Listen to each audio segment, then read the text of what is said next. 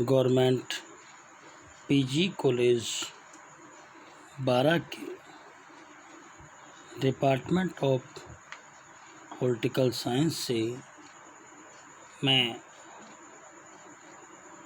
Assistant professor doctor Rakesh Verma online classes के ई content में BA second year के छात्र छात्राओं का स्वागत करता हूं।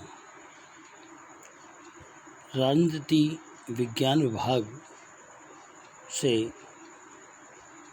आज हम भारतीय संविधान में जो विदेशी स्रोत हमें प्राप्त हुए हैं उसके बारे में हम चर्चा करें। हमारी बीए सेकेंड ईयर की पुस्तक भारतीय राज्य व्यवस्था, इसमें हम भारतीय संविधान के विदेशी स्रोत कौन से हैं उनके बारे में विस्तृत चर्चा करते हैं। हमारे पास जो संविधान हमें उपलब्ध है वह संविधान हमें किस रूप में प्राप्त हुआ और कैसे प्राप्त हुआ, उसमें जो प्रावधान हमने अपनाए हैं उन प्रावधानों को हमने कहाँ से ग्रहण किया, ये चर्चा आज हम करते हैं। हमारे संविधान में संयुक्त राज्य अमेरिका के संविधान से हमने मौलिक अधिकार जो फंडामेंटल्स ऑफ राइट्स हमें प्राप्त हुए हैं वो हमने यहाँ से लिए हैं। न्यायिक पुनरावलोकन, न्यायिक पुनरावलोकन वह शक्ति है न्यायालय की जिसमें संसद या विधायिका द्वारा जो कानून बनाए जाते हैं उन कानूनों की वैधता की जांच कर उनको स्वीकार और निरस्त किए जाने का प्रावधान न्यायिक पुनरावलोकन में है। यह हमने अमेरिका के संविधान से प्राप्त हुआ। संविधान की सर्वोच्चता कोई भी देश हो उसके लिए उसकी प्रभुसत्ता बहुत महत्वपूर्ण रखती है और वह प्रभुसत्ता हमें संविधान से प्राप्त होती है और संविधान ही सर्वोच्च हो, ये बात हमारे संविधान में होनी चाहिए। राष्ट्रपति पर महाभियोग की प्रक्रिया, राष्ट्रपति और महाभियोग उसे कहते हैं जिसमें हम किसी पदाधिकारी को हटाने की प्रक्रिया, जिसमें संसद जो सदन आरोप लगाता है वह अपने 2/3 बहुमत से वो यह पारित करे कि इसने संविधान का अतिक्रमण किया है या ये संविधान के अनुरूप इसने कार्य नहीं किया। इसकी जांच द्वितीय सदन करता है और उसकी वैधता जांचता है कि जो आरोप लगाए गए हैं वो ठीक हैं या नहीं। यदि आरोप लगाए गए ठीक पाए जाते हैं तो वह द्वितीय सदन यह पारित कर दे 2/3 बहुमत से कि ये ठीक है तो उसको पद से हटाने का दिया जाता है। अगला राष्ट्रपति, उपराष्ट्रपति, उच्चतम न्यायालय एवं उच्च न्यायालय के न्यायाधीशों की हटाने की प्रक्रिया यह महाभियोग में ही प्रस्तावित की जाती है। और वित्तीय आपातकाल जो हमें अनुच्छेद 360 प्राप्त है वित्तीय आपातकाल वह अमेरिका के संविधान से ही हमें प्राप्त हुआ है। अगला है ब्रिटेन। ब्रिटेन को संसदों की जननी कहा गया है। भारत भी संसदात्मक शासन प्रणाली अपनाए हुए हैं। इसका मुख्य कारण यह भी है कि ब्रिटेन ने हमारे ऊपर शासन किया है। जब उसने शासन किया है तो अपनी जो योजनाएं हैं, अपने जो कानून हैं, नियम हैं, नीतियां हैं, वह ब्रिटेन ने हमारे ऊपर लागू की थी और हम उसके अधीन रहकर यह सीख पाए हैं कि संसदात्मक प्रणाली क्या है, जिसको आज हम अपनाए हुए हैं। एकल नागरिकता अर्थात भारत में निवास करने वाला प्रत्येक नागरिक भारतीय होगा। वह अपनी नागरिकता भारतीय के रूप में स्वीकार करता है और बताएगा। विधि निर्माण की प्रक्रिया, जो संसद में कानून बनाए जाते हैं, उन कानूनों को किस प्रकार बनाया जाता है। संसद में जो प्रथम वाचन, द्वितीय वाचन, तृतीय वाचन होता है, उस प्रक्रिया में से निकलकर कानूनों का निर्माण होता है। अगला हम बात करते हैं आयरलैंड के। आयरलैंड के संविधान से हमने राज्य के नीति निर्देशक तत्व ग्रहण किए हैं। राष्ट्रपति के निर्वाचन मंडल की व्यवस्था, जो राष्ट्रपति का निर्वाचन मंडल है, जो जिसमें राज्य सभाओं के निर्वाचित सदस्य, राज्य जो सदस्य हैं वह लोकसभा के निर्वाचित सदस्य तथा राज्यों की विधानसभाओं के निर्वाचित सदस्यों द्वारा जो निर्वाचन मंडल बनाया जाता है, उसे निर्वाचन मंडल कहा जाता है। राष्ट्रपति द्वारा राज्यसभा में जो मनोनयन किया जाता है, जो साहित्य, कला, विज्ञान तथा समाज सेवा इत्यादि के क्षेत्र में ख्याति प्राप्त व्यक्तियों को राज्यसभा में राष्ट्रपति द्वारा मनोनयन की प्रक्रिया अपनाई जाती है।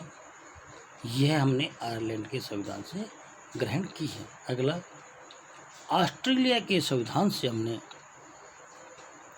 जो संविधान की प्रस्तावना की भाषा है, जैसे हमारे संविधान में लिखा है, हम भारत के लोग भारत को एक संपूर्ण प्रभुत्व संपन्न समाजवादी पंथ निरपेक्ष लोकतांत्रिक गणराज्य बनाने के लिए तथा इसके समस्त नागरिकों को सामाजिक, आर्थिक, राजनीतिक न्याय, विचार, व्यक्ति विश्वास, धर्म की उपासना आदि जो भाषा ली गई है, वो ऑस्ट्रेलिया के संविधान से ली गई। केंद्र और राज्यों के बीच संबंध, जो सेंट्रल है, संघ है, और स्टेट है, जो प्रांत है, उनके बीच जो संबंध स्थापित करने की जो प्रक्रिया है, उनमें शक्तियों का जो बंटवारा है, वो किस प्रकार किया जाए, ये प्रावधान हमने ऑस्ट्रेलिया के संविधान से लिया है। एवं संसदीय विशेषाधिकार, जो संसद है उसको कौन से विशेषाधिकार प्राप्त हैं, इसके बारे में भी ऑस्ट्रेलिया के संविधान से ग्रहण किया है। अगला है जर्मन का संविधान। जो जर्मन का संविधान है, उससे हमने आपातकाल के दौरान राष्ट्रपति को मौलिक अधिकार संबंधी प्रावधान किया। जब देश में आपातकाल की स्थिति आती है, जैसा कि हमारे संविधान में अनुच्छेद 352 में लिखा है, बाह्य आक्रमण या सशस्त्र विद्रोह होने पर राष्ट्रपति आपातकाल की घोषणा कर सकते हैं। दूसरा है अनुच्छेद 356, इसके तहत राज्यों का संवैधानिक तंत्र विफल होता है तो आपातकाल होता है। अगला है अनुच्छेद 360, जिसके तहत वित्तीय आपातकाल की घोषणा आदि। तो इन आपातकाल जब लागू होता है या आपातकाल को प्रभावी किया जाता है, उस समय राष्ट्रपति द्वारा मौलिक जो अधिकार हमें प्राप्त है, फंडामेंटल्स ऑफ राइट्स जो हमें प्राप्त हैं, उन पर रोक लगाने का प्रावधान हमने जर्मनी के संविधान से ग्रहण किया है। अगला है कनाडा का संविधान।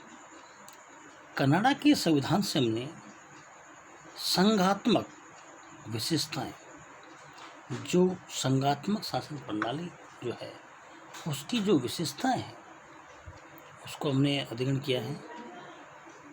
अवशिष्ट शक्तियां केंद्र के पास, हमारे पास में जो शक्तियों का विभाजन हुआ उसमें केंद्र को शक्तियां प्रदान की गई हैं,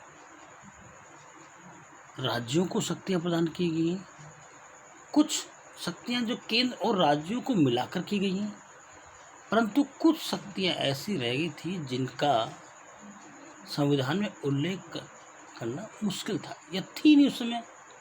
जैसे आजकल साइबर क्राइम्स, उस समय कोई साइबर क्राइम्स हुआ नहीं था। तो वो जो शक्तियां हैं, अवशिष्ट शक्तियां, उन शक्तियों को केंद्र को ही सौंप दी जाए, ऐसा प्रावधान किया गया है। राज्यपाल की नियुक्ति विषयक प्रक्रिया, राज्यपाल की नियुक्ति कैसे की जाए, गवर्नर्स की नियुक्ति कैसे की जाए, इसके बारे में कनाडा के संविधान से हमने कुछ बातें ली हैं। और संघ और राज्यों के बीच में शक्तियों का विभाजन, ये हमने कनाडा के संविधान से लिया है। अगला है दक्षिण अफ्रीका का संविधान।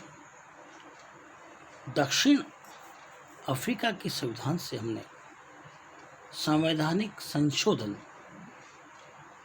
की प्रक्रिया का हमने लिया है। संवैधानिक संशोधन के तहत हम जो संविधान में वर्णित है उनको हम किस प्रकार वर्तमान परिस्थितियों के आधार पर उसमें संशोधन करें, इसका प्रावधान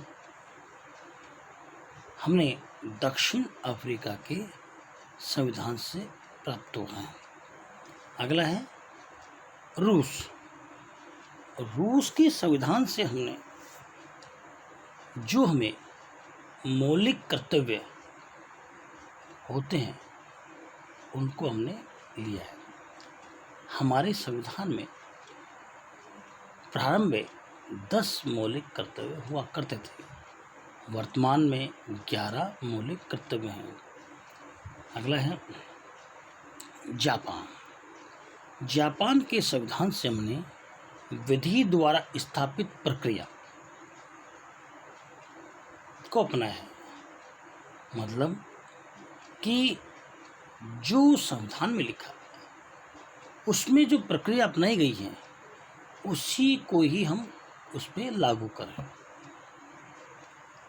और उसी के आधार पर दंड का प्रावधान किया, ऐसा हमने संविधान में पाया है।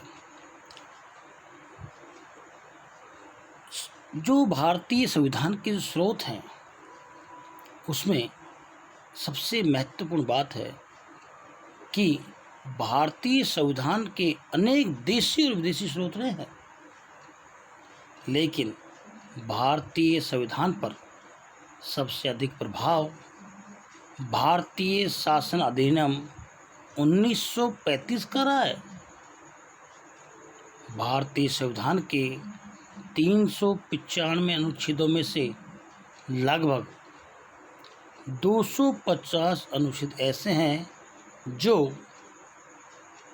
1935 का शासन अधिनियम था से या तो सहशब्द जैसे थे वैसे के वैसे ले लिए हैं या फिर उनमें थोड़ा बहुत संशोधन करके उसे अपना लिया है। इसी प्रकार हम आज भारतीय संविधान के स्रोतों के बारे में चर्चा की। इस ऑनलाइन क्लासेस में सभी छात्र छात्राओं को बहुत बहुत धन्यवाद, बधाई, शुभकामनाएं। Thank you.